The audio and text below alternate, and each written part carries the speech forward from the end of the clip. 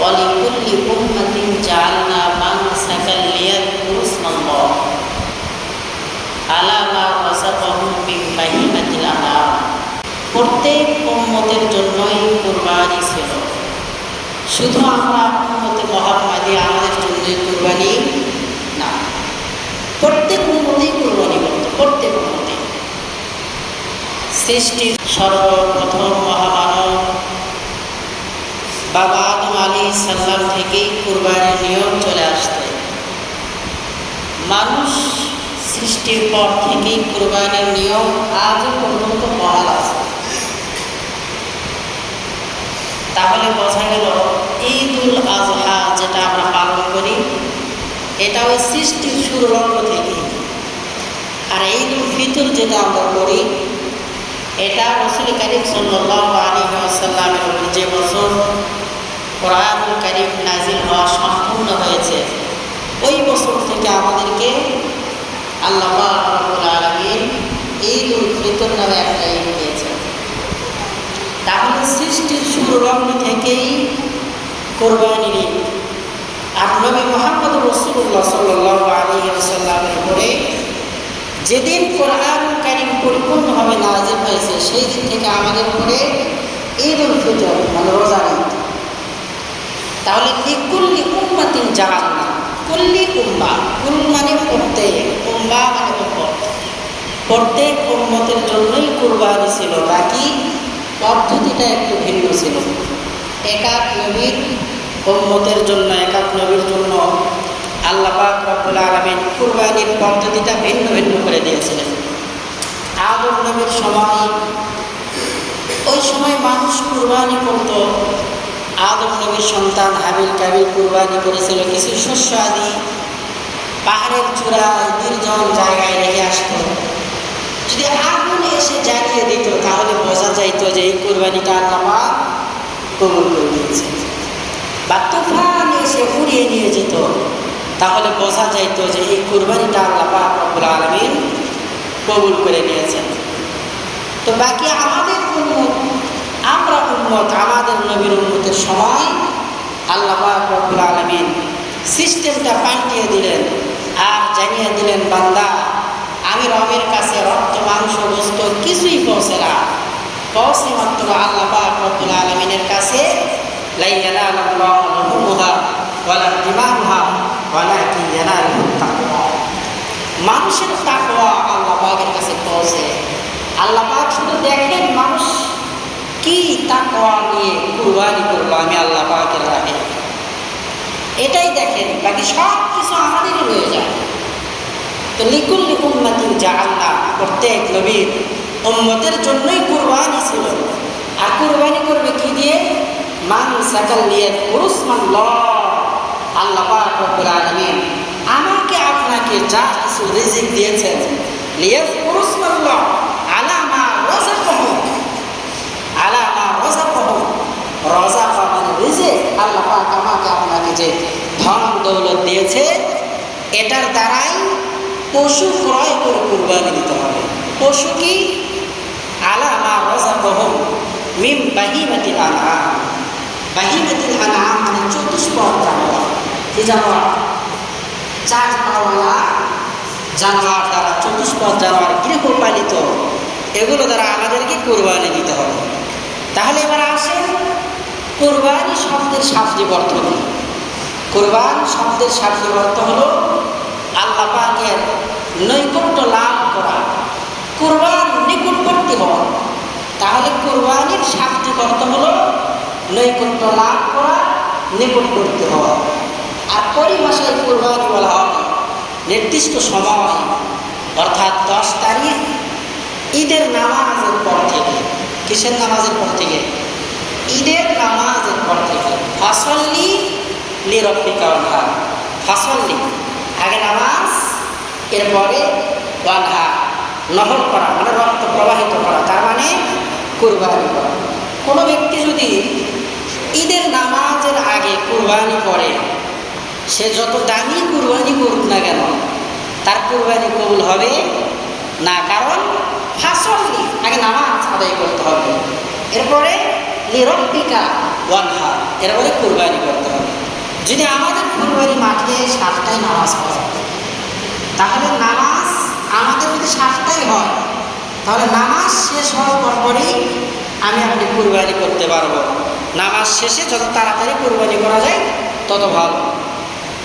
কিন্তু আমাদের মহল্লার মানুষ, অর্থাৎ আমাদের মাঠের আওতায় যারা আছেন, ধরেন ছোট ফুলবাড়ি সহ আমাদের এই ফুলবাড়ি, উত্তরপাড়া, দক্ষিণপাড়া, মধ্যপাড়া সহ যারাই আছে, তাদের মধ্য থেকে কোনো ব্যক্তি যদি জয়নগরে গিয়ে 6টায় নামাজ আদায় করে আসে, ভালো মতো বোঝেন, এখানে নামাজ 7টায়, আপনি এই মাঠের মুসল্লি, আপনি নামাজ আদায় করে আসলেন রানীনগর বা জয়নগর থেকে 6টায়, এসে আপনি কুরবানি দিয়ে দিলেন, কিন্তু আপনার মাঠে কিন্তু নামাজ হয়নি এখনো।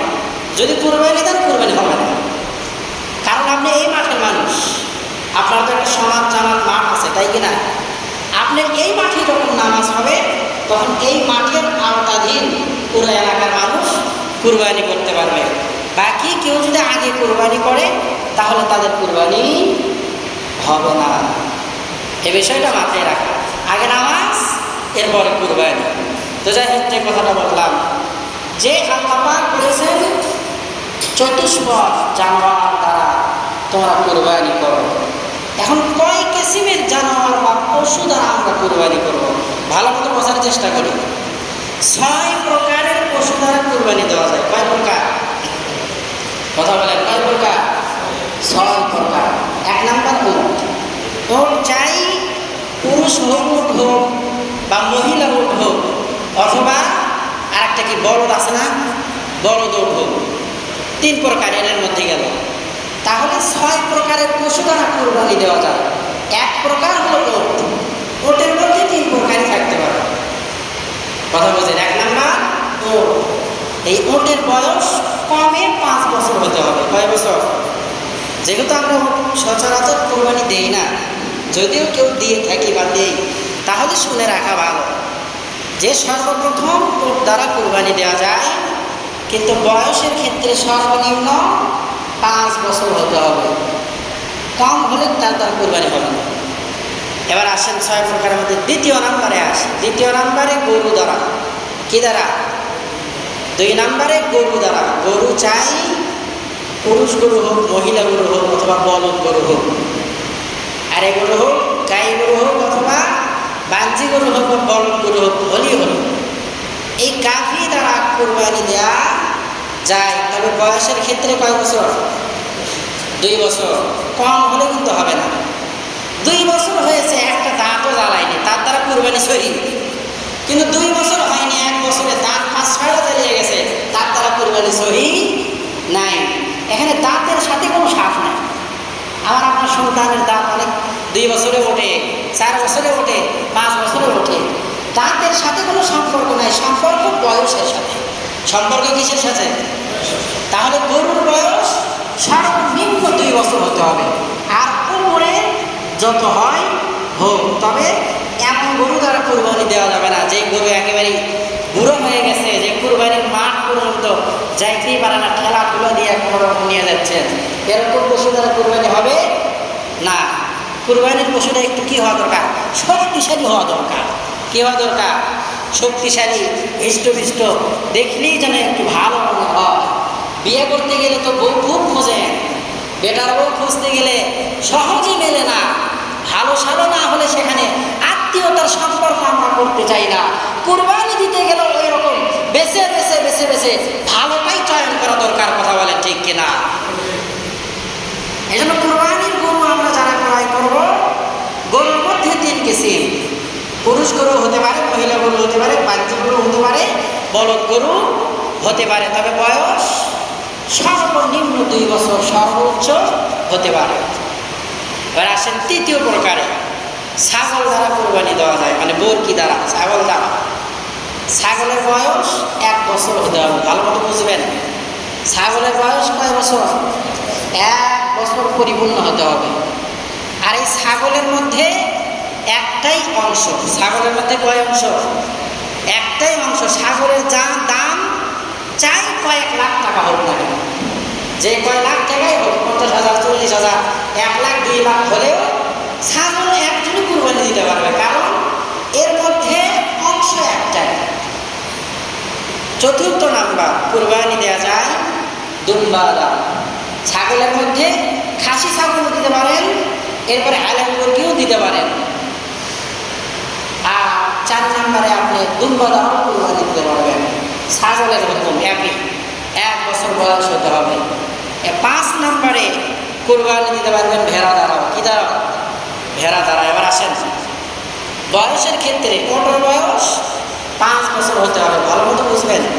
ওটের বয়স 5 বছর, গরুর বয়স 2 বছর, মহিষের বয়সও 2 বছর, ছাগলের বয়স 1 বছর, আর দুম্বা আর ভেড়ার বয়স যদি 6 মাসও হয়, দুম্বা আর ভেড়ার বয়স যদি 6 মাসও হয়, এরপরে দেখতে যদি 1 বছরের মতো মনে হয়, মানে 1 বছরের একটা ছাগল রাখলেন, মুরগি রাখলেন, আর 6 মাসের একটা দুম্বা বা ভেড়া রাখলেন, তাহলে যদি দেখতে একই সমান মনে হয়, তাহলে 6 মাসের ভেড়া এবং দুম্বা দ্বারাও কুরবানি দেওয়া যায়, কিন্তু 6 মাসের মুরগি দ্বারা, ছাগল দ্বারা কুরবানি দেওয়া যায় না।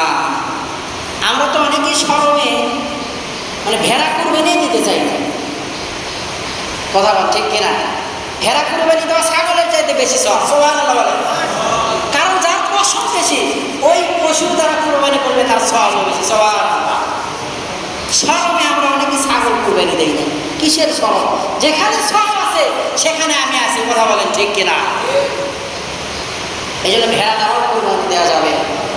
দুম্বা দ্বারাও অনেকে দুম্বাও নিয়ে আসে, মাঝে মাঝে এদিক ওদিকে দেখা যায়, শোনা যায়। ছাগল দ্বারাও কুরবানি দেওয়া যাবে। এরপরে গরু দ্বারাও কুরবানি দেওয়া যাবে, মহিষ দ্বারাও কুরবানি দেওয়া যাবে। তবে একটা মাসলা বলি, মহিষ কিন্তু সচরাচর মানুষ কুরবানি দিয়েছে এরকম দেখা যায়, কথা বল দেখা যায়। এই এতদিন আমি এখানে কুরবানি করলাম, কোনোদিনও দেখলাম না মানুষ মহিষ কুরবানি দিল। কি জন্য? অনেক ওলামায়ে কেরাম মহিষ কুরবানি দেওয়াকে মাকরুহ বলেছেন। কি বলেছেন? কথা বলে না, কি বলেছেন? নতুন শুনলে শুনছেন, কিন্তু মাসআলা আমারটাই সঠিক। বাহিরে গিয়ে বলবেন যে হুজুর বেনা বেনা বললো, বেনা বেনা বলার ক্লিয়ার আমি না। আজকে হয়তো নতুন শুনতে পারেন অনেকেই, তাই বলে দেওয়া যাবে না মহিষ দিয়ে তা না, কিন্তু দেওয়াটা একটু কি কমজোরি, মাকরুহ বলা হয়েছে। বাকি কেউ যদি দেয় তাহলে মহিষ দ্বারা কুরবানি দেওয়া যাবে। তাহলে অনেক কথা বলে ফেললাম। একটা ওটের মধ্যে 7 ভাগ, সর্বোচ্চ কয় ভাগ? 7 ভাগ। একটা গরুর মধ্যে সর্বোচ্চ 7 ভাগ। নিচে যে কয়টা ভাগ হয় হোক, 1 ভাগ হলেও চলবে, 2 ভাগ হলেও চলবে, 3 ভাগ হলেও চলবে, 4 ভাগ হলেও চলবে, 5, 6, 7 হলেও চলবে। আমাদের গ্রাম পর্যায়ে একটা রেওয়াজ আছে যে জোর নাকি কুরবানি দিতে হয় না। আমার মা বাপকে আমি এ কথাই 1 সপ্তাহের মধ্যে নিম্নে যখনই ফোন দেয় তখনই বলি, তাও বোঝে না,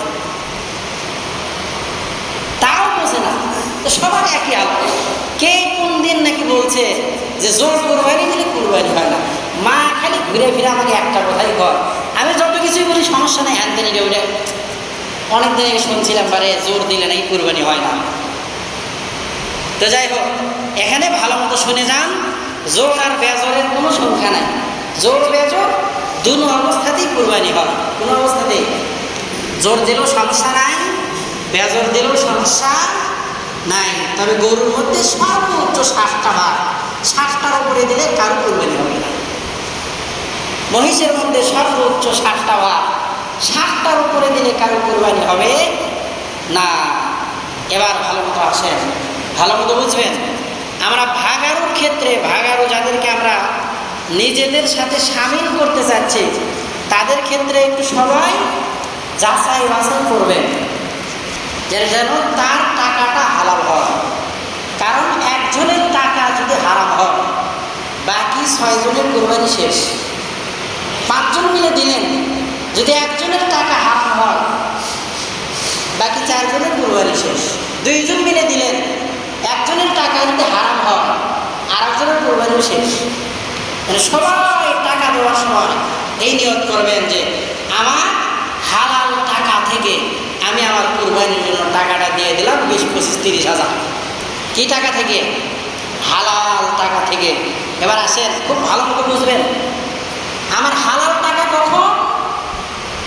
আমার এই টাকা যারা আমি বেহালাল পন্থায় কামাই করি নাই, যখন সারাদিন কান্না দিয়ে 500 টাকা পাইছি, এর চাইতে হালাল টাকা আছে?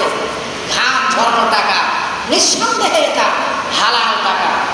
কিন্তু এই 500 টাকা দিয়ে এসে জমায়া জমায়া জ্যৈষ্ঠী মাস ধরেন 500 টাকা করে জমায়া জমায়া 10,000 টাকা রাখছি, রাখার পরে কুরবানি দেওয়ার জন্যে এই টাকাটাই আবার ভিন্ন একজনের কাছে লাগিয়ে রাখছি। তো 6 মাস পরে 10,000 টাকা 15,000 টাকা হয়ে গেছে। তাহলে এই 10,000 টাকাও হারাম, ওই 5,000 টাকাও হারাম। কি কথা কি বোঝা যাচ্ছে? কথা বোঝা আসে? হালাল টাকাকে যখন হারামের সঙ্গে লাগাইবেন, তখন এই হারামের কারণে এই হালাল টাকাটাও হারাম হয়ে যাবে। এজন্য সবাই চেষ্টা করা যে আমার হালাল টাকা থেকে কোরবানির জন্য আমি আমার টাকাটা দিয়ে দিলাম। খালি মুখে বললেই চলবে না, টাকাটা অবশ্যই হালাল হতে হবে। 1 লক্ষ টাকা ব্যাংকে রেখে আসতেন, তো প্রত্যেক মাসে মাসে ব্যাংক থেকে কি দেয়? মুনাফা। এক জায়গায় সুদের এক না, মুনাফা দেয় ব্যাংক থেকে। তাহলে আপনি যদি রেখে আসলেন, 1 টাকাও মুনাফা নিলেন না, শরিয়া আইন বাদে, শরিয়া আইনের বাহিরে আপনি যদি মুনাফা নেন, সুদ নেন, তাহলে আপনার এই 1 লক্ষ টাকাও হারাম হয়ে গেল। আর শরিয়া একটা ব্যাংক আছে, শরিয়া ব্যাংক, সেখানে অনেক আলেম ওলামারাও রাখে, সেখানে রাখলে টাকা হারাম হয় না। তো নিয়ত করবেন, অমুক জায়গা থেকেই আমি আমার কুরবানির টাকাটা দিয়ে দিলাম। সবাই কুরবানির টাকা দেওয়ার সময় এই কথাটা জবান দিয়ে বলবেন যে আল্লাহ, আমি আমার হালাল উপার্জন থেকে কুরবানির জন্য টাকাটা দিয়ে দিলাম। কিন্তু 7 ভাগের বেশি কিন্তু হওয়া যাবে না। এখানে খুব খেয়ালের বিষয়, খুব খেয়াল করা দরকার যে বাবা আর সন্তান মিলে একটা ভাগ নিল আপনার সাথে, নেওয়ার পরে বাড়িতে নিয়ে যেয়ে বাবা আর সন্তান আবার আলাদা একটা ভাগ করে নিল। এখান থেকে 7 নম্বর ভাগ দিল বাপ আর বেটা। বাড়িতে নিয়ে যাওয়ার পরে এই 7 নম্বর ভাগের মধ্যে আর এক ভাগ করে বেটা নিল অর্ধেক, বাপ নিল অর্ধেক, তাহলে ভাগ হয়ে গেল কয়টা? 8টা। কুরবানি কারো আছে? কারো কুরবানি হলো।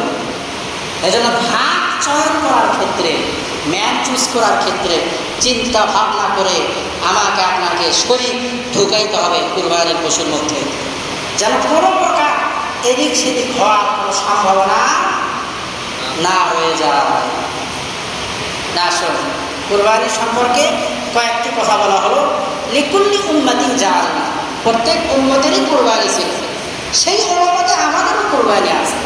মান সাকাল লিয়াযকুরুসমাল্লাহ, আরে কুরবানি জমে করতে হবে লিয়াযকুরুসমাল্লাহ, আল্লাহ পাকের নামে, ভিন্ন কারো নামে নয়, আল্লাহ পাকের নামে কুরবানি। বাকি আপনাদের পক্ষ থেকে, কার পক্ষ থেকে? আপনাদের পক্ষ থেকে আল্লাহ পাকের নামে লিয়াযকুরুসমাল্লাহ, আল্লাহ পাকের নামেই কুরবানি দিতে হবে। আপনাদের পক্ষ থেকে আল্লাহ পাকের নামে কুরবানি। আলামা রাযাকাহুম, কিসের থেকে কুরবানি দেব? আলামা রাযাকাহুম, যে রিজিক আল্লাহ পাক আমাকে আপনাকে দিয়েছে, যে ধন দৌলত দিয়েছে। ইব্রাহিম নবী তো তার কলিজার টুকরো সন্তানকে কুরবানি করলো, আর আজকে আমরা আমাদের ধন দৌলত সম্পদ থেকেই কুরবানি করতে পারি না।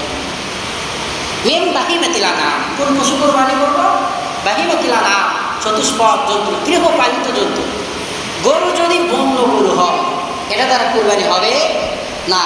মহিষ যদি বন্য পশু হয়, বন্য মহিষ হয়, অর্থাৎ যেই পশুটা মানুষ লালন পালন করে না, এমন পশু দ্বারা কুরবানি হবে না। ওই পশু দ্বারাই কুরবানি হবে যেটা মানুষ পালে, যেটা মানুষ কি করে?